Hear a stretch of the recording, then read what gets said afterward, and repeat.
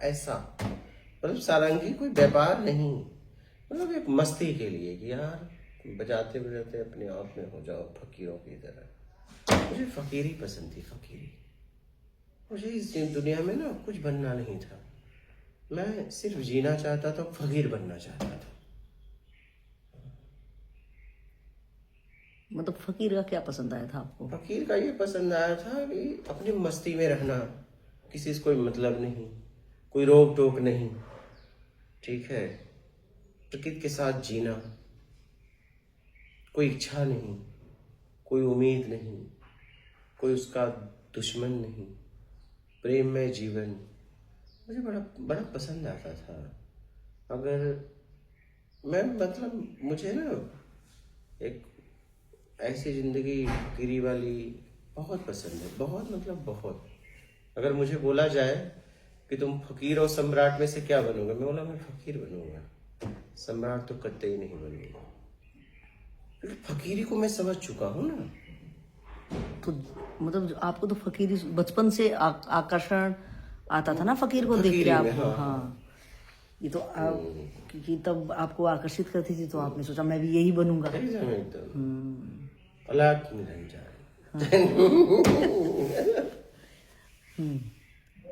आपको ये नहीं लगता था कि आपको ये नहीं लगता था कि मांग के मैं कैसे खाऊंगा, क्योंकि आप तो आत्मविश्वासी हैं कि यार नहीं उसके तो बाद मांग के मैं नहीं खाऊंगा ना। अरे खाने के लिए कभी सोचा ही नहीं, जब खाने के लिए क्या सोचना, खाने के लिए क्या सोचना, वो तो मिल ही जाएगा। आप अगर कुछ करोगे तो मिल ही जाएगा। खाने के लिए, रहने के लिए, ये सब मैंने कभी सोचा ही नहीं। ये तो बेसिक है, ये तो प्रकृति देगी। अगर मैं कुछ करूंगा, मुझे अगर जिंदा रखना है, मुझे रहना है, मैं कुछ करूंगा, प्रकृति अगर मुझे यहाँ के लायक समझेगी तो देगी ना, उसकी जिम्मेदारी है, मेरी थोड़ी ना है। मेरी जिम्मेदारी कुछ करते रहना है। तो फकीरी भी एक मतलब की मस्ती मुझे झलकती थी उसमें, मुझे पहले से आकर्षित करते थे। फकीर, हाँ, और कोई भेष नहीं। फकीर का मतलब जिसका कोई आवरण न हो, अपनी मस्ती में हो, समाज से उसे कोई लेना देना न हो, जात वात समाज किसी से नहीं, अपने कहीं भी सोया फक्कड़ की तरह। ये जिंदगी मुझे बहुत पसंद थी। हाँ, ये जिंदगी, और मैंने इसमें जिया भी। हाँ, मैंने जिया भी खूब मस्त, कहीं भी पड़ जाता था, कहीं भी हिल जाता था, बड़ा मजा आता था। मुझे बहुत पसंद है बचपन से।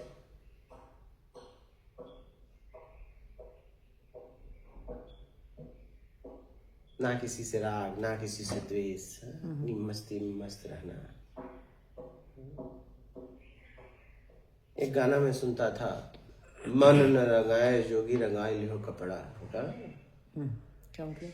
इसका मतलब कि रंग का कपड़ा पहन लिया, लेकिन तू अंदर से उस लायक थोड़ी न हुआ है। मन न रंगाए जो भी रंगाए लिह कपड़ा। जोगी मतलब वही फकीरी, ठीक है। तो कहने का मतलब है कि कपड़ा रंगने से कुछ नहीं होगा, अगर आप अंदर नहीं रंगे तो कपड़ा रंगने से क्या होगा। तो मन न रंगाए जोगी रंगाए लिह कपड़ा। तो मुझे फकीरी पसंद है। मुझे जिंदगी, मैं उसमें जिया भी हूँ। मैं फक्कड़ जिंदगी इसलिए मुझे पसंद है, मतलब कुछ भी हो जाए उसे कोई फर्क नहीं पड़ता। क्या कुछ भी हो जाए उसे कोई फर्क नहीं पड़ता है।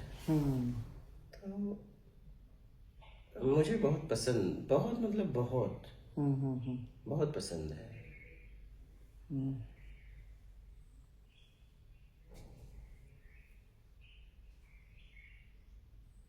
इसलिए बचपन से ना कुछ बनने की भावना थी ही नहीं। मैं कुछ करना थोड़ी नहीं चाहता था, मैं तो जीना चाहता था फकीरों की तरह। और इतना तो कर ही लेता था काम कि भाई अब खुद खा ले, किसी पे मैं निर्भर भी नहीं रहना चाहता था। नहीं, मैं ऐसा व्यक्ति, ऐसा नहीं कि मैं, ऐसे नहीं होते आलसी तरह के, नहीं काम कुछ करना, नहीं, ऐसा नहीं था। मैं तो समाज के लिए कुछ करना चाह रहा था, करने की कुछ भावना थी, लेकिन एक ऊंचे लेवल पे करना चाहता था, ये 2-4 के लिए नहीं, मतलब समाज के दुखों से मुक्त करना चाहता था। तो मुझे लगता था कि फकीर कर सकता है, इसलिए मुझे फकीर बनना था। ओ, तो आपको बचपन में कैसे पता था भैया फकीर करेगा? फकीर कुछ भी उसके कर पास एक सकता झोली था। होती है बस, और कुछ होता ही नहीं, बस मस्ती में घूमता, वो तो कैसे कर होती ले? है, लेकिन वो फकीर एक ऐसा है, कुछ कर सकता है। ये मैंने सुनी थी कहानियां, बचपन से कहानियों में सुनी थी, बहुत सारी बातें सुनी थी कि ये कुछ भी कर देते हैं, आशीर्वाद देते हैं, श्राप दे देते हैं, ठीक है, कुछ भी हो जाता है। तो मुझे लगा कि यार पहले फकीर बनो। तो फिर पता चला धीरे धीरे फकीर बनना, अपने लकीर को मिटा दे, वो फकीर है। हमने कहा मिटाओ, क्या क्या करेंगे इस लकीर को? इस लकीर में दुखी तो है, इन लोगों के बीच लकीर, मतलब ये जो लोग मेरे साथ हैं, लेन देन, हटाओ इसे जल्दी से जल्दी, कबाड़ खाना किसी काम के नहीं है, ये सिर्फ दुख दे सकते हैं सुख के नाम पे, ये किसी काम के नहीं है। तो इनसे दूर हो जाओ, इनसे दूर होने के लिए बस इनसे उम्मीद छोड़ दो, बस बात खत्म। इनसे उम्मीद छोड़ो, क्या? हाँ, रहे तो दे दो, इनसे लेने की इच्छा मत रखो, बस ये तुम्हें भगा देंगे, मार के भगा देंगे, क्या? हाँ, इनसे। तो फकीरी मुझे बड़ी पसंद है इस धरती पर। ये मुझे लगता था कि यहाँ अगर कोई सच में मस्त है तो फकीर, और तो कोई नहीं। यहाँ राजा भी बन जाओ, दुख के अलावा क्या है तुम्हारे पास? तो उनके कपड़े मतलब फटे पुराने, मतलब कपड़े कोई पारंपरिक कपड़े तो होते नहीं फकीर के, जैसे वैसे पड़ा है। तो मुझे बड़ा अच्छा लगता था और मैं उसमें जिया भी। हाँ, बड़ा मजा आता था।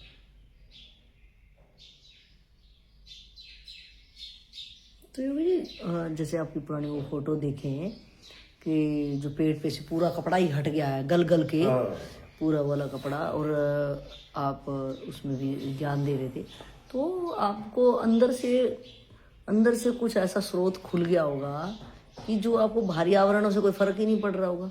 हाँ, तो शर्म लगता है ना ऐसे। पहले लगता था, पहले शुरुआत में कहीं चला जाऊं ऐसी जगह, क्योंकि लो कपड़ा पहन के, आवरण पहन के और हाई में जाऊं, तो थोड़ा लगता था। लेकिन जैसे जैसे मेरी समझ विकसित हुई, मैं इससे मुक्त हो गया। फिर मुझे कोई फर्क नहीं पड़ता था,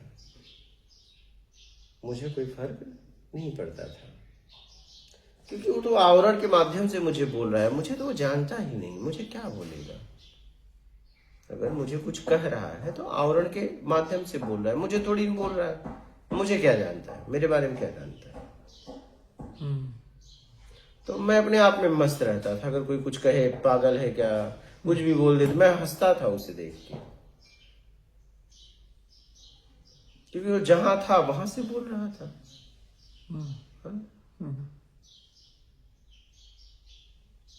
और जब मैं कुछ बोलता था तो कहता था समझ नहीं पाया आपको, तब वो मुझे देखने लगता था। ठीक है।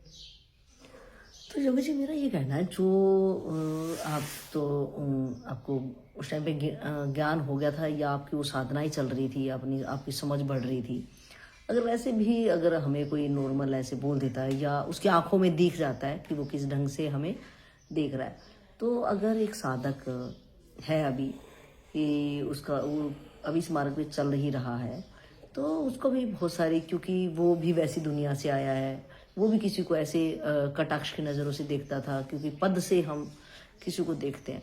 तो एक साधक को वहाँ पे अगर अब वो इस मार्ग पे आ गया है, और क्योंकि वो उसी दुनिया का प्राणी है, तो उसको क्या, अगर कोई कटाक्ष की नज़रों से देख रहा है, या कोई बेइज्जती कर रहा है, या उसको असुविधा लग रही है, या मान अपमान, उसको वो चीज़ें, क्योंकि सिर्फ उसका अभी एक डायरेक्शन चेंज हुई है, तो वहाँ पे उसको क्या ध्यान रखना चाहिए कि मुझे भी ये लगे ना? ठीक है, आप जहां भी चले हो, विपरीत परिस्थितियां जब होंगी, विपरीत व्यंग्यात्मक शब्द कोई आपको बोलेगा, तो पता चलेगा कि आपकी स्थिति क्या है। आप में मान की इच्छा है कि नहीं, दूसरे का प्रभाव आपके ऊपर काम कर रहा है कि नहीं। तो मैं इसलिए ऐसे वस्त्र को धारण करता था कि दूसरे बोलेंगे कब, बंठन के रहोगे थोड़ी ना बोलेंगे। जब आप एकदम ऐसे कपड़े पहन लोगे कि समाज में उसकी वैल्यू ही नहीं है, क्या कोई भी बोल देता है, तब हमको हर लोग बोलेंगे घुमा फिरा के, नहीं कुछ ना कुछ बोलेंगे। सही। तो मैं ये देखता था कि उनकी नजरों का, उनकी शब्दों पे मुझ पे क्या प्रभाव है। तो मैं देखता था कि मैं वैसा का वैसा हूँ, कोई प्रभाव ही नहीं है, एक मुस्कान है, क्योंकि वो वहां है, मैं क्या हूँ। तो मैं पाता था कि वो तो एकदम सही है, क्योंकि वो आवरण में जी रहे हैं और तुम आवरण से मुक्त हो गए हो, ठीक है, तुम अपनी जगह सही है। तो मतलब उस साधक को ये ध्यान रखना चाहिए कि मैं इस मार्ग का मार्गी हूँ और मुझे ये जो बोल रहे हैं, मैं अपने आप को जांचूं, उसका प्रभाव क्या पड़ रहा है। क्योंकि मैं तो अपने काम से जा रहा हूँ ना, मैं तो अपने काम से जा रहा हूँ, मेरा कोई लक्ष्य है ना, ठीक है। तो मुझे ये देखना है कि अगर मैं यहाँ रुक गया इनके साथ, तो ये अगर मैं प्रतिक्रिया दिया तो ये दिए तो राग द्वेष पैदा हो जाएगा। अभी मैंने कुछ बोला ही नहीं है, मैं तो चलता जा रहा हूं, तो राग द्वेष पैदा नहीं होगा। तो अपने आप को जांचना है कि इसके शब्दों का, इसके नजरों का मुझ पे क्या प्रभाव है। और अगर मुझ पे उसका प्रभाव पड़ रहा है, हाँ, तो मुझे प्रतिक्रिया नहीं देना है शरीर से, देखना है प्रभाव क्यों पड़ रहा है, ठीक है। क्योंकि वो मुझे तो जानता ही नहीं, मेरे कपड़े को लेके बोल रहा है ना। अगर तुम कपड़ा हटा दो और फिर जाओ, नहीं बोलेगा।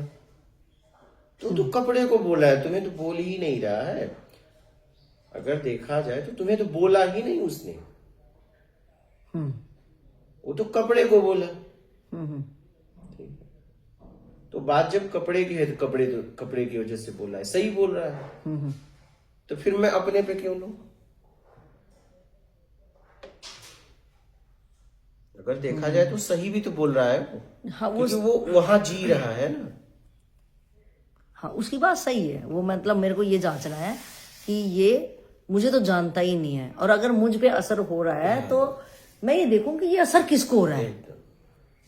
यानी वो तो सही है, वो तो हट गया मेरे से, उसने मेरे ऊपर व्यंग्यात्मक किया, वो हट गया वहां से। अब मेरे को वो जो तिलमिलाट दे के चला गया, तो फर्स्ट ऑफ ऑल तो मुझे ध्यान रखना कि मुझे प्रतिक्रिया नहीं देनी, तो मैं राग द्वेष से वहां बच जाऊंगी। और जब तिलमिलाट हो रही तो उसको अब मैंने जांचना है कि वो क्यों। मुझे तो बोला ही नहीं, मुझे तो जानता ही नहीं, इसलिए कि मैं ही अपने आप को नहीं जानता। तो वो क्या जानेगा यार। सही। हाँ, मैं अपने आप को अगर मैं प्रतिक्रिया देता हूं तो मेरा समय बर्बाद होगा, क्योंकि मैं अभी कुछ देने लायक भी नहीं हूं। तो अगर मैं कुछ प्रतिक्रिया दूंगा तो मैं यहां फंस जाऊंगा। तो मैं अपनी रक्षा करते हुए आगे क्यों ना बढ़ जाऊं। मुझे तो बोला ही नहीं है ना, बोला तो कपड़े को है ना। बात कपड़े की है, कपड़े जाने वो जाने। मतलब चाहे कपड़े का हो, चाहे शरीर की हो, किसी टाइप की हो, तो मैं इन सब से अपने आप को हट के अब देख रहा हूँ। मतलब ये कह सकते हैं कि आध्यात्मिक मार्ग पर चलने वाले साधक के लिए ये दुनिया फिर एक लैब की तरह हो जाती है, वो आईना हो जाता है कि आप जैसे जैसे चलोगे तो वैसे वैसे लोग आपको, क्योंकि आप भी उनका हिस्सा थे। हाँ, अगर वो नहीं भी बोलेंगे तो कैसे पता चलेगा कि तुम राग और द्वेष से मुक्त हुए कि नहीं। ये तो जांच में ही पता चलेगा ना। और जांच कब होगी, जब तुम्हें विपरीत परिस्थितियां पैदा किया जाएगा। भाई तुम योद्धा हो कि नहीं हो, जब तुम्हारे विपरीत एक योद्धा खड़ा किया जाएगा और वो तुम पे प्रहार करेगा, तब न पता चलेगा तुम योद्धा हो कि नहीं। तुम एक नहीं दो तलवार लटका दो, क्या इससे वो योद्धा हो गए क्या। कपड़े पहन ले योद्धा हो गए क्या। योद्धा का पता तब चलेगा जब आपके विपरीत आपको प्रहार करने वाला आएगा, फूल देने वाला नहीं। आपके वीरता का पता कब तक चलेगा, जब आपको प्रहार कोई करेगा। तो हम जैसे जैसे आगे बढ़ेंगे वैसे वैसे लोग हम पे प्रहार करेंगे। तभी न मेरे राग द्वेष का पता चलेगा। हमारे अनुकूल परिस्थितियां हैं तो राग द्वेष का पता कैसे चलेगा। जब आपको व्यंग्यात्मक शब्द कोई आके कहेगा और आपने वैसा कोई काम नहीं किया है, तभी पता चलेगा ना आप पे राग और द्वेष कितना है, क्योंकि आप राग और द्वेष से मुक्त होने के लिए काम कर रहे हैं। देखना है कि ये बोला किसको, क्योंकि मुझे तो जानता नहीं, क्योंकि मैं भी नहीं जानता अपने आप को। तो किसको बोला, क्यों बोला? कपड़े को बोला, इसकी पहुंच कपड़े तक, कोई बात नहीं, कपड़ा जाने ये जाने यार, हम तो अपने लक्ष्य की तरफ बढ़ेंगे, हम कई कपड़े के चक्कर में पड़े। तो मुझे ये समझना है कि इसने बोला क्यों, और नहीं बोलेगा तो कैसे पता चलेगा कि आप में राग और द्वेष है या नहीं? बोलिए। सही। हाँ, मेरा टेस्ट संसार ही तो करेगा, मेरा टेस्ट यही रहा कि यही तो मुझे देखना है, क्योंकि मैं तो उसका हिस्सा था। तो मुझे इस प्रयोगशाला से निकल के ही ये जो मेरा टेस्ट ले रहे हैं, इससे मैं अपनी स्थिति को जांचता रहूंगा। मुझे हर हाल में मतलब अपने पे आत्म केंद्रित होना है कि बाहर कोई भी सिचुएशन हो तो मैं अपना ध्यान अपने से ऊपर से ना हटने दूं। जैसे पनिहारी का एक कोई श्लोक है किसी, तो उसमें ये है कि एक पनिहारी है और वो मटके पे मटका रख के ऐसे अपनी सखियों के, एक सखी कोई मिल जाती है रास्ते में, तो वो उस मटके पे मटका दोगड़ रख के, कई मटके पे मटका, छोटा मटका ऐसे रख के बातें कर रही है अपनी सखी से। लेकिन वो सब बातें भी कर रही है, हंस रही है और मजाक भी कर रही है, अपनी बात बता रही है, लेकिन वो अपनी सुरती, जो जिसको सुरती शब्द दिया गया इस लोग, अपनी सुरती उस मटके पे ही है कि वो बात भी कर रही है, लेकिन उसकी जो गर्दन का बैलेंस है वो इतना तगड़ा है कि वो ऊपर वाली छोटी मटकी का भी पानी भी हिलता नहीं है। तो आपका कहना है कि मुझे अपनी सुरती को अपने ऊपर ही आत्म केंद्रित ये करना है कि उस चीज का क्या इफेक्ट मेरे ऊपर पड़ रहा है। मैं जिसके लिए चला हूँ बस मुझे वहां तक पहुंचना है, बात खत्म।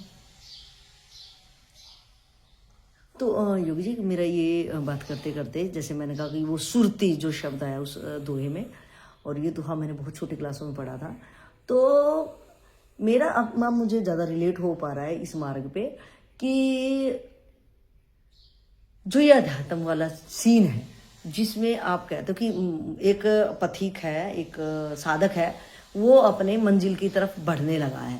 तो इसमें जो आप मोटा कहते हो कि मैं राग द्वेष में फंस गया हूँ, मतलब मेरा ये 84 लाख का योनि मैं बोलूँ पास्ट में हिंदू धर्म के कारण, या मैं बोलूँ कि जिसके कारण मेरे को आज या मैं हिंदू धर्म पे विश्वास करूं कि 84 लाख का मेरा जो सर्कल है वो क्यों नहीं टूटता, राग द्वेष है।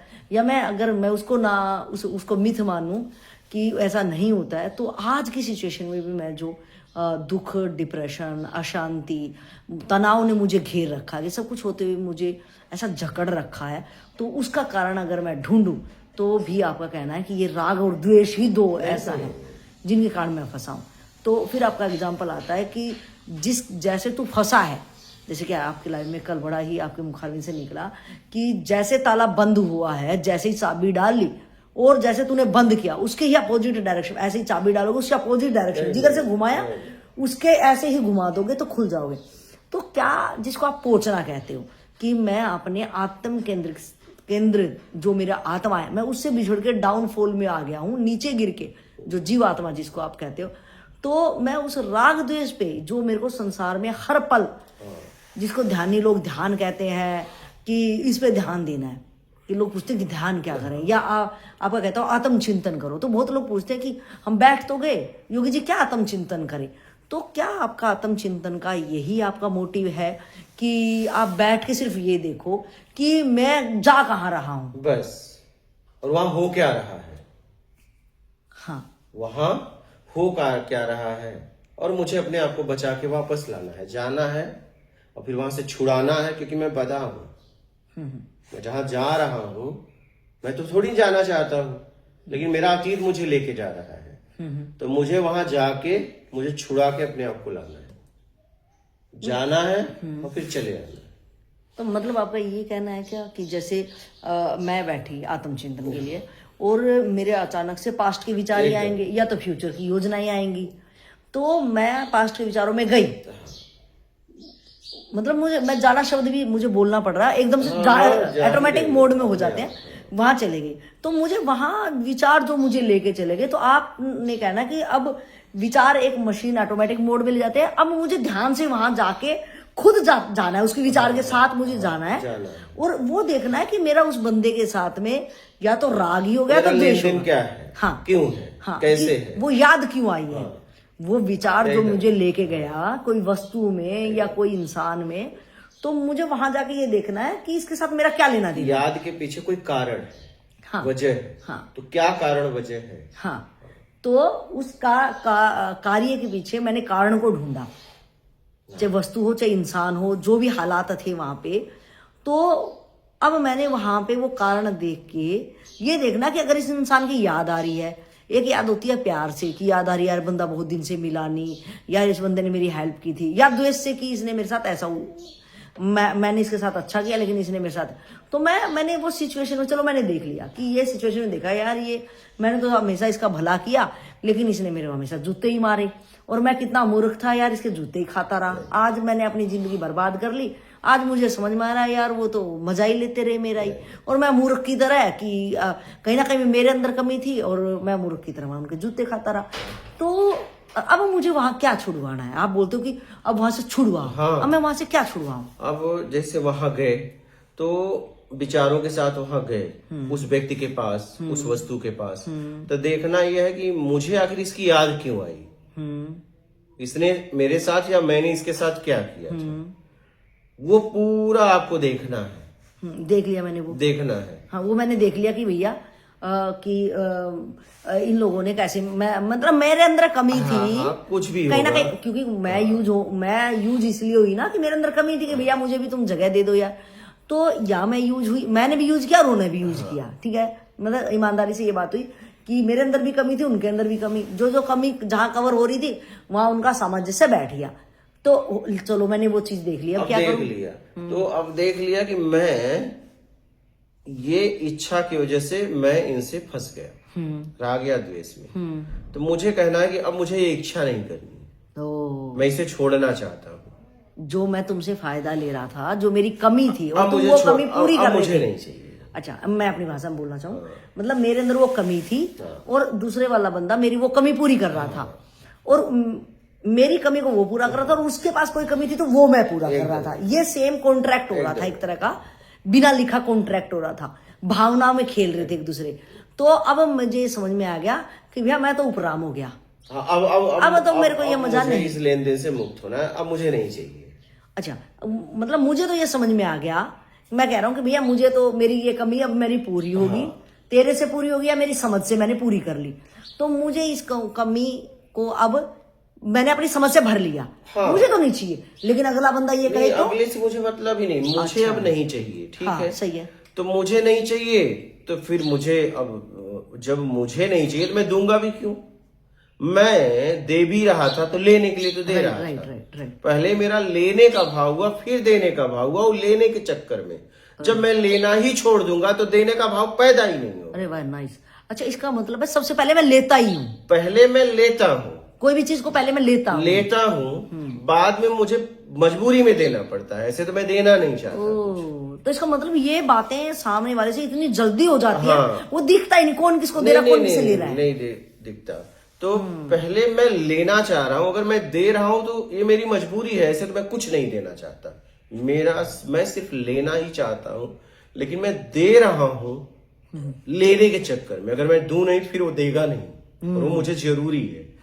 तो जब मेरा लेने का भाव छूट जाएगा तो देने का भाव खत्म हो जाएगा, क्योंकि देना तो वैसे मैं नहीं चाहता। नाइस। लेने का भाव है तो देने का भाव पैदा करता है, जब लेने का भाव खत्म हो गया तो बात खत्म ही हो गई, फिर वहीं पे। हाँ, पहला स्टेप ही, शुरुआत ही जहां से हो रही थी। तो आप उस गहराई में जब जाओ तो आप देखो कि ये राग द्वेष हुआ क्यों, अच्छा मुझे ये चाहिए था, तो अब वहां पे कहो अब मुझे नहीं चाहिए, उसी पॉइंट पे कि अब ये मुझे नहीं चाहिए, ठीक है, अब मुझे नहीं चाहिए, तब आप धीरे धीरे उससे छूट जाओगे, छूटना चाहिए। अच्छा, अच्छा, हाँ, छूटना चाहिए, शुरुआत हो गई। अच्छा, तो आपका मैं दोबारा से क्लियर करना चाहूँ, क्योंकि बहुत लोग ये पूछते रहते कि योगी जी हम आत्म चिंतन में क्या करें बैठ के, तो आपका कहना है कि मेरे को सिर्फ ये देखना मेरे विचार मुझे कहाँ लेके जा, मुझे जबरदस्ती नहीं जाना। हाँ, जाओ, हाँ, मैं उस विचारों के साथ मैं चली गई। हाँ। अब मुझे वहां देखना है जहां मैं चली गई।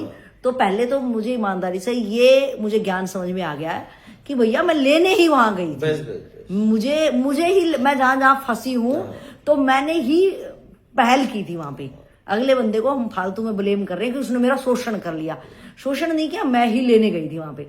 तो जब मैंने ले लिया और अब वो भी मेरे से कुछ लेगा, तो लेना और देने में अब मैं, अगर मेरे को वहां से राग है, तो अगर मैं उपराम होगी उस जो मेरी कमी थी, जिससे मैं भर रही थी दूसरे बंदे से, उस कमी को मैं भर रही थी। चाहे वो मान की इच्छा हो कि भैया मेरा बाप इतना बड़ा बंदा है, या मेरे कोई रिश्तेदार इतना बड़ा बंदा है, या हमारा घर या गाड़ी या किसी सारे में अपने आप को खड़ा करना चाह रही थी। तो आज मैं कहूँ कि बस बहुत हो गया ये नाटक। अब मुझे इस नाटक का पार्ट में नहीं अपना रोल अदा करना। मतलब मैं उसे ले रही थी वो बंद कर दिया। तो आपका कहना है कि जब तू लेना बंद कर देगा, देना ऑटोमेटिक बंद हो जाएगा। देना तो मैं वही कह रहा हूँ, लेने का भाव से देना पैदा हुआ। हाँ, मजबूरी हुई, वो तो मजबूरी हाँ, में। हाँ। ठीक है, भले आप दिखा रहे हो हम आपको दे रहे हैं। हाँ। ना, यहाँ सिर्फ आप लेना चाहते हो, देना तो मजबूरी में पड़ता है। ठीक है, तो जैसे ही लेना का भाव छूटा तो देने का भाव तो खत्म हो गया। वो तो मैंने नाटक ही बना रखा था। वही तो आधार था ना। पहले लेने का भाव आया, बाद में देने का भाव पैदा करना पड़ा। तो जैसे ही लेने का भाव खत्म हुआ तो देने का भाव तो खत्म, उसी का तो आधार था, खत्म हो गया। अच्छा, तो आपका क्या कहना है कि अब मुझे ये सारी चीजें समझ में आ गई, तो मुझे वहीं जाके अगर द्वेष भी है, ये हुआ मेरा राग, अगर द्वेष है, कुछ भी हो, कोई भी विचार अगर आपको आ रहे हैं तो इसका मतलब कोई न कोई रूप से आपकी उम्मीद है, तो आप उस विचारों के साथ जाइए। ठीक है, विचारों को भी अनदेखा ना करो। हाँ। ना, कभी भी नहीं। उन विचारों के साथ तह तक जाओ। ठीक है, और वहां देखो तो पाओगे कि अगर मैं यहाँ फंसी तो मेरा कुछ लेने का भाव था। ठीक है, राइट। तो कह दो अब मुझे नहीं चाहिए। वहां जाकर उसी पॉइंट पे, उसी पॉइंट पे जहां से मुलाकात शुरू हुई थी, जहां से पहली बार आप लेने का भाव पैदा हुआ था। तो जब वो तक जाओगे कि नहीं अब मुझे नहीं चाहिए, और ये सब मानसिक यात्रा है। हाँ, एकदम मानसिक यात्रा। हाँ, ये वहीं जाके वहां कहाँ बंदे ढूंढेंगे। आप ढूंढ ही नहीं पाओगे। हाँ। आप ढूंढ ही नहीं पाओगे। ठीक है, आप ढूंढ ही नहीं पाओगे। तो मतलब उसी पॉइंट पे जाके मुझे बोलना है कि भैया अब तो मुझे ये समझ में आ गया। मतलब हाँ। हमें ये नहीं कि हम सोचे बैठे तो यहाँ है और यही भाव बना ले, मतलब विचारों के साथ मुझे यात्रा करनी है। विचार अपने आप आएंगे। हाँ। आपको कोई विचार पैदा नहीं कर रहा है, सिर्फ विचारों के साथ आप जाओ उस तक। हाँ। विचारों को कभी अनदेखा ना करो। अच्छा। हाँ, लोग सांस पे ध्यान करते हैं, ये हटाइए, विचार परेशान कर रहे हैं। शरीर तक है और ये कहीं नहीं ले जाता, आपको उलझा देता है। तो जैसे योगी जी बोलते हैं कि यार ये विचार मुझे बड़े परेशान कर रहे हैं, बड़े परेशान कर रहे हैं, तो आपका एक कहना है कि उन विचारों के साथ मैं चली जाऊं। अरे हाँ, परेशान कर रहे हैं तो मैं उनको सुलझाऊं। भाई एक बात बताओ, मैं कहूँ कि ये उंगली मुझे बहुत परेशान कर रही है, ठीक है, तो अब इस उंगली की जांच ओच करानी पड़ेगी ना, क्यों परेशान कर रही है। पहले तो नहीं कर रही थी, अब कर रही है, तो क्यों कर रही है, उसकी तह तक जाएंगे तभी इलाज संभव है। अगर तह तक नहीं गए तो क्या इलाज हो सकता है? अगर रोग का न पता चले तो क्या रोग का इलाज हो सकता है? आपको रोग ठीक करने के लिए कौन सा रोग हुआ है, पैदा हुआ है, उसके तह तक जाना पड़ेगा, तभी आप रोग का इलाज कर पाओगे ना। तो मुझे तह तक विचारों के साथ जाना पड़ेगा कि उसकी याद आई तो क्यों आई, चलो उसके साथ जाओ, आखिरी तक जाओ। तो शुरुआत जब पहुंच जाओगे तब अपने आप को छुड़ाने में सफल हो जाओगे। आप क्या करते हो, बीच से ही गांठ काटना चाह रहे हो क्या, लेकिन ये रस्सी कटने उठने वाली नहीं है। आप बड़े चालाक हो, आप बीच से काटना चाह रहे हो, नहीं, आपको लास्ट में जाके छोड़ना चालू करना पड़ेगा और छोड़ते छोड़ते वापस आना है क्या। और आप क्या कर रहे हो कि बीच से काट देना चाहते हो, ना, कभी नहीं कटेगा।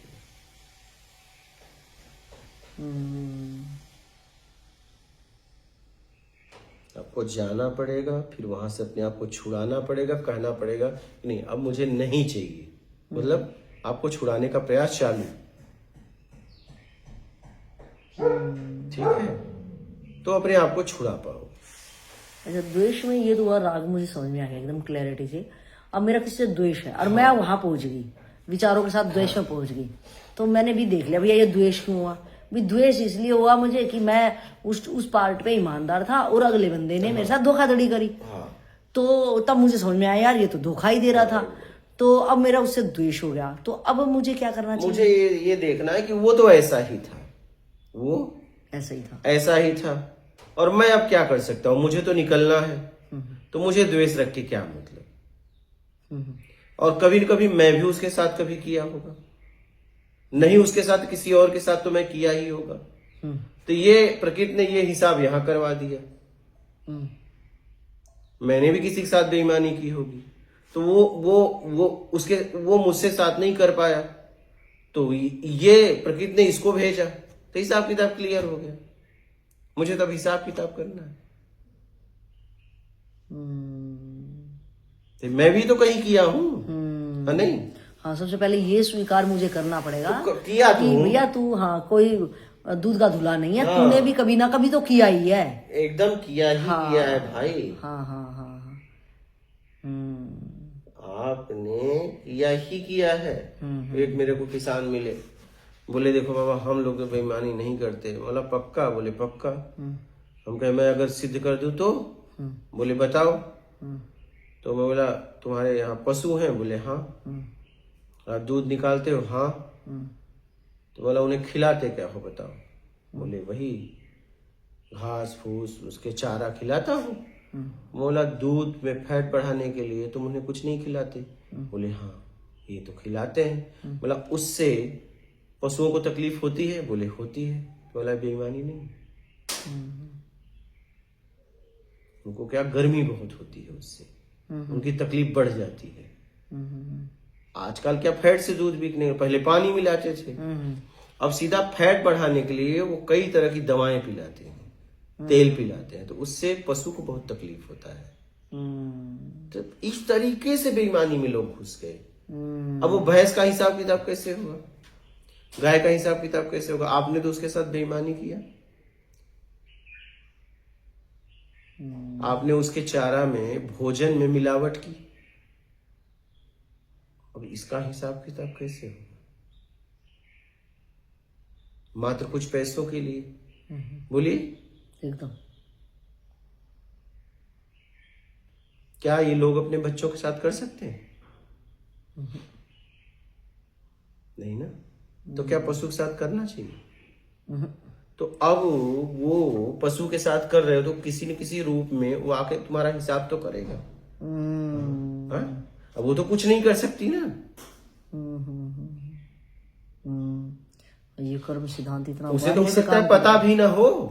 हाँ, वो तो स्वादिष्ट ऐसा बनाते हैं ना, हाँ, चूरी वूरी में कुछ उसे डाल तो पता भी नहीं है, उसे तकलीफ तो हो रही है, लेकिन इस तकलीफ का जिम्मेदार कौन है उसे ये पता नहीं है। उस आदमी को है और कोई और है, उसे है, तो उसकी सजा।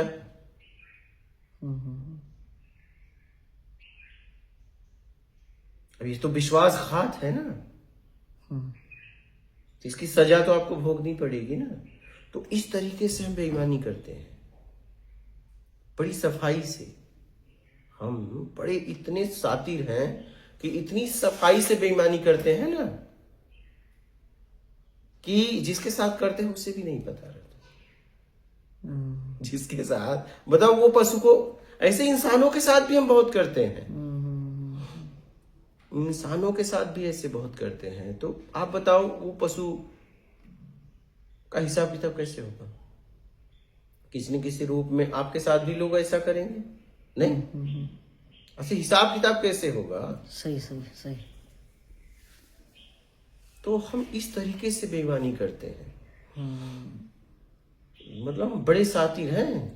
तो योगी जी आपका क्या कहना है कि बहुत सारी चीजें तो ऐसे हमारी लोभ लालच में या कई अज्ञानतावश भी बहुत सारी चीजें, चलो ये तो जानबूझ के है कि भैया मैंने फैट ज्यादा बढ़ाने के लिए मुझे ये खिलाऊंगा तो फैट बढ़ जाएगा, और मैं सोचा यार ये तो चीज खा ही रहे हैं, इन फैट बढ़ेगा, तो मुझे इसकी पूरी जानकारी लेनी चाहिए कि भैया फैट तो बढ़ेगा लेकिन इसके स्वास्थ्य पे पता है। हाँ, मेरा ये कहना है कि अगर कोई चीज की जानकारी नहीं है तो मुझे अल्टीमेट अपने कर्मों कि मेरा कर्म सिद्धांत में इसका बदला मेरे पर लौट के आएगा, हर कर्म का ही लौट के आ रहा है मेरे को, तो मुझे उसकी पूरी जानकारी लेना चाहिए कि भैया ये चीज जो कर रही हूँ तो इसका इस पे क्या असर पड़ेगा। दूध का फैट तो बढ़ जाएगा, लेकिन क्या इस जीव के थ्रू, परिणाम भी है। हाँ, इस जीव पे जो मैं ये आजमाएंगे ये चीज, तो इसके लिए ये घातक है या नहीं है।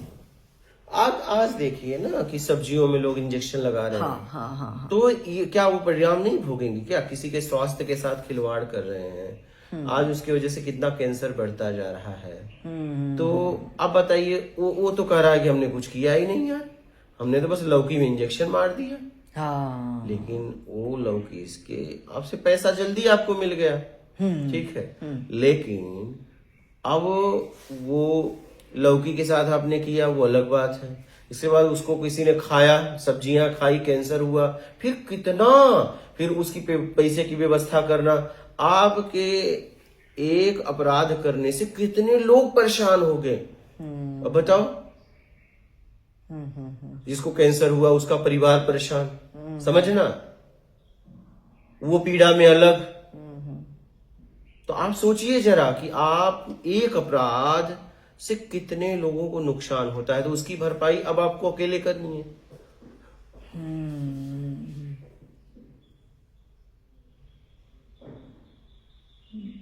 आप तो अकेले करोगे ना। सही। तो क्या मैं अब आई मुझे द्वेष की बात समझ, कि जब मेरा किसी से द्वेष हो, कि जाने अनजाने में कोई मुझे अगर दुख दे के चला गया, तो उस टाइम पे भैया ज्यादा हुल्ला हल्ली करने की जरूरत ना है। ये सोचेंगे मेरे कर्म का है भैया, कभी ना कभी। अपनी आत्मरक्षा करनी चाहिए। हाँ, अपनी आत्मरक्षा करनी चाहिए। आत्मरक्षा मतलब क्या? मतलब इतना मुझे कोई हानि न पहुंचा पाए कि हम किसी के काम के लायक ना रहे। क्योंकि ये साधन सुरक्षित रहेगा तभी साधन तक पहुंचोगे ना। तो अपनी आत्मरक्षा में अगर आप कुछ भी करते हो तो दोष नहीं। ये बात तो पता ही है। सही। तो अपनी आत्मरक्षा के लिए हम कुछ भी कर सकते हैं। ये तो कानून भी परमिशन देता है। हाँ, तो हमें अपनी आत्मरक्षा करना है। जब बात मेरी आ जाएगी तो फिर बात खत्म। जब तक हम बच सकते थे तब तक हम अपने आप को सुरक्षित रख के आपको जवाब दे रहे थे या नहीं दे रहे थे। लेकिन जब मेरी बात आई, मैं नहीं रहूंगा, फिर तुम रह के क्या करोगे? क्योंकि अभी तक मैं लक्ष्य तक नहीं पहुंचा ना। मेरा तो कोई लक्ष्य है ना। अगर उस लक्ष्य तक पहुंचने में कोई भी बाधा आएगा तो मैं उसे नहीं छोड़ूंगा। मैं उसे नहीं छोड़ूंगा।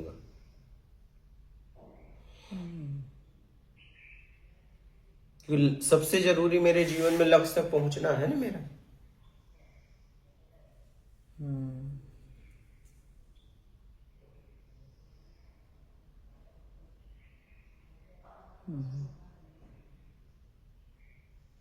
तो मैं दोबारा से एक बार छोटा सा व्यू लूंगी इस बात का, कि आत्मचिंतन पे जो आज आध्यात्मिक रास्ते चलना चाह रहे हैं और आत्मचिंतन जो पूछते रहते हैं, जो मुझे समझ में आया कि मुझे आत्मचिंतन में बैठ जाना है।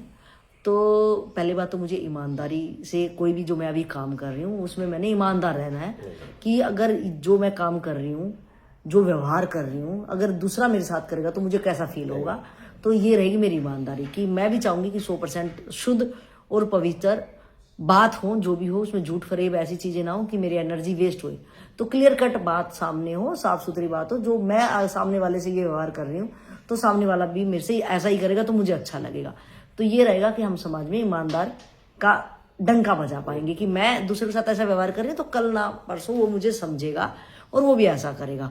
तो ये हुई ईमानदारी। दूसरा आप कहते हो निकलने का, कि सत्कर्म जो मैं करूंगी तो उससे मेरा जो पहले वाले पास्ट कर जो मुझे ध्यान भी नहीं है, जिसका ताप मुझे आज मिल रहा है, चाहे वो दैहिक रूप में मिल रहा हो या मानसिक रूप से मिल रहा है, तो वो ताप की जो मुझे परेशान कर रहा है वो ताप, तो उससे मैं ऊर्जा मिलेगी और उस ताप से मुझे हल्की उसकी तपन मुझे ज्यादा तपाएगी नहीं, उससे मुझे बल मिलेगा, कम होता जाएगा, कम होता जाएगा, निकालने में सहायता मिलेगी। हाँ, तो ये तो हुआ कि मैं निकलना अब चाह रही हूँ।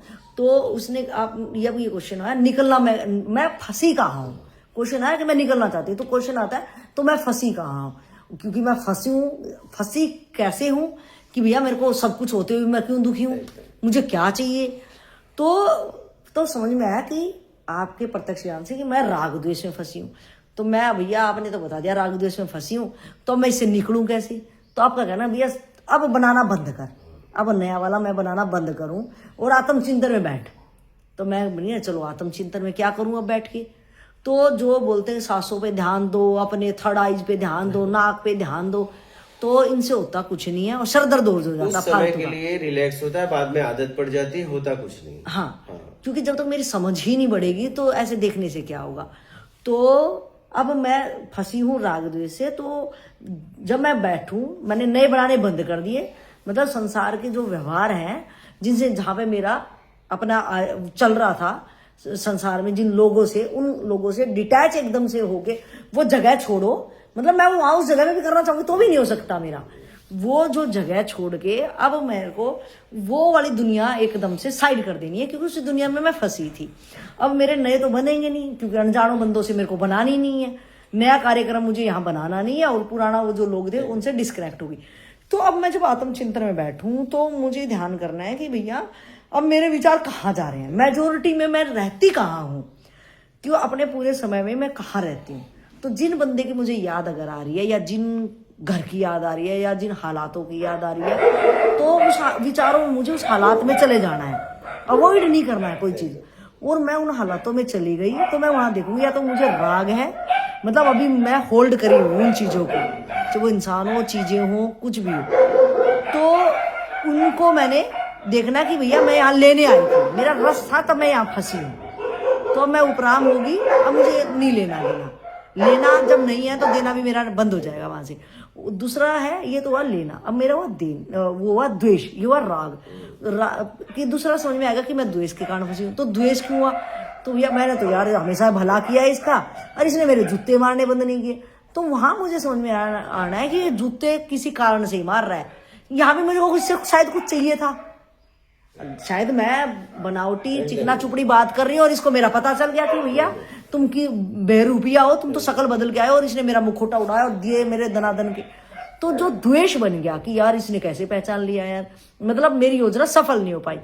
तो मुझे उस द्वेष को भी ये करना है कि आज मेरे को निकलना है भैया, चाहे मैं बहरूपिया रहा हूँ, चाहे मैं धोखेबाज रहा हूँ, आज मुझे निकलना है। ये कर्म बंधन का सिद्धांत है, जिसको जो लेना होगा प्रकृति ने जिस टाइप से उम्र से ले लेगी, लेकिन अब मेरे को माफी दे, और मेरे को तेरे से कोई आगे जो साजिश होती है, योजनाएं होती हैं कि इसने मेरा बिगाड़ा, चलो इसको दोबारा बिगाड़ते हैं, या इसको नई योजना के साथ में इसको गिराते हैं। तो मुझे वो टांग खींचने वाला काम नहीं करना है, मुझे माफी दो, और इसलिए वो द्वेष वहां से मेरा कम हो जाए, कम क्या खत्म हो। मैं क्योंकि मेरे नमस्ते कर ली मैंने उस बंदे से कि मुझे तो आगे योजनाबद्ध तरीके से तेरे को गिराना नहीं, ना मुझे खुद गिरना, मुझे अब अपनी डायरेक्शन ही चेंज करनी है। तो ये मेरा क्या, ये राग और द्वेष, तो इससे मैं विचारों से, मैं बैठी यही हूँ और विचारों से मैं वहां चली गई, तो क्या ये मेरे सोचते ही मेरा खत्म हो जाएगा वहां से? तुरंत नहीं, खत्म होना शुरुआत हो गया।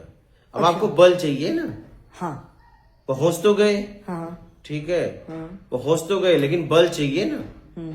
जैसे आपने किसी से 1 रुपया लिया था, अब 1 रुपया वो बंधन दे रहा था, ठीक है, अब 1 रुपये वाले के यहाँ पहुंच तो गए, लेकिन 1 रुपया देने के लिए तो चाहिए, और 1 रुपया का कितना बढ़ गया, तो देने के लिए भी तो चाहिए, पहुंच तो गए, हाँ कि भैया इसका देना था, लेकिन दोगे कहाँ से, है तो नहीं ना, उसके लिए कुछ काम करना पड़ेगा ना, तो वहां से मिलेगा तो उसे दे दो। लेकिन अगर आपके पास हो भी जाए, लेकिन उस तक पहुंचो ना, तो हिसाब किताब कैसे क्लियर होगा? तो हर विचारों के साथ आपको जाना पड़ेगा, और ईमानदारी सत्कर्म करना पड़ेगा। अच्छा, जो पैसे देने की बात बोली, हाँ, वो ईमानदारी और सत्कर्म। अच्छा, तो वो वहां से श्राप दिया था, ये आशीर्वाद देगा। अच्छा, ठीक है, तो हिसाब किताब क्लियर होता जाएगा। यही एक तरीका है निकलने का। अब जैसे मान लो एक अपराधी है, अपराध कर दिया, ठीक है, उसका अपराध सिद्ध भी हो गया, लेकिन वो भाग रहा है, लोग उसे बचा रहे हैं, तो भागने और बचाने में सजा तो बढ़ेगी ना, कि घटेगी? बढ़ेगी। काश वो समर्पण कर देता, हाँ, और सजा अपना स्वीकार करके अच्छे से जिंदगी जीता, नहीं तो उसकी कुछ सजा माफ भी हो जाती। तो भागो मत, ईमानदारी सत्कर्म अपना के और विचारों के साथ जाओ, और वहां से निकलने के लिए प्रयास करो कि मैं यहां से छुटकारा पाना चाहता हूं। अब छुटकारा पाने के लिए भरपाई करना पड़ेगा, भरपाई करना पड़ेगा ना। ऐसे थोड़ी ना पहुंच भी जाओगे, लेकिन सही सही आपको छुड़ाने के लिए कुछ चाहिए एकदम। हाँ? हाँ, जितना यूज किया वो तो चाहिए भैया। हाँ। वो बोलेगा चल तू अब नया मत ले, जो पुराना है वही तो करके जा। एक अपराध से, मैंने बताया ना कि एक अपराध से हजारों को तकलीफ हो रही है ना। अगर वो गाय को उसने तकलीफ दी तो उसके बच्चे दूध पी रहे हैं, उसको भी होगी, और जितने लोग दूध पी रहे हैं उनको भी तो होगी। सही। एक की गलती से हजारों लोग, तो हजारों लोगों का श्राप लगा ना आपको। तो जब भरपाई की बारी आती है तो आप पगला जाते हो। करते वक्त कितना मजा रहता है, लेकिन जब सजा की बारी आती है तो एक लालच ने मुझे कितना ज्यादा। हाँ, क्योंकि आपके एक अपराध से हजारों लोग परेशान हो गए ना, हजारों जिंदगियां इधर उधर हो गई। समझ गए? सही सही सही। तो इसलिए सोच समझ के कर्म करो और ईमानदारी सत्कर्म अपना लो। ये मूल मंत्र है निकलने के लिए। ये नहीं अपनाओगे आप ऐसे भटकते रह जाओगे। कुछ भी करो अपने आत्मिक कल्याण के लिए ये सर्वप्रथम अपनाना है, शुरू से लेके आखिरी तक, ये कभी नहीं छोड़ना है। हाँ? ठीक है।